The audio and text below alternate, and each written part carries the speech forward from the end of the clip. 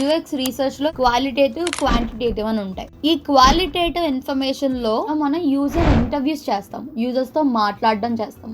So అందుకనే మనకి quality information వస్తుంది. ఓకే, క్వాంటిటేటివ్ అని అంటే ఇది ఎంత మంది, హౌ మెనీ అన్న నంబర్స్ తో రిలేట్ అవుతుంది. క్వాంటిటేటివ్ ఇన్ఫర్మేషన్ లో ఏం చేస్తామంటే సర్వేస్ చేస్తాం అనమాట. ఏపీ రిజల్ట్స్ వచ్చాయి, ఎలక్షన్ రిజల్ట్స్, రైట్? ఈ రిజల్ట్స్ కంటే ముందు ఎగ్జిట్ పోల్ అని చెప్పేసి కొంతమంది రిజల్ట్స్ని ఎగ్జాక్ట్గా మనకి ప్రొవైడ్ చేసిన వాళ్ళు కూడా ఉన్నారు, అవునా?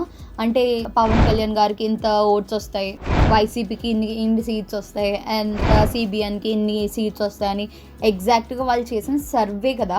యూజర్ ఇంటర్వ్యూస్ అని అంటే మనకు ప్రాపర్గా ఆన్సర్ వస్తుంది.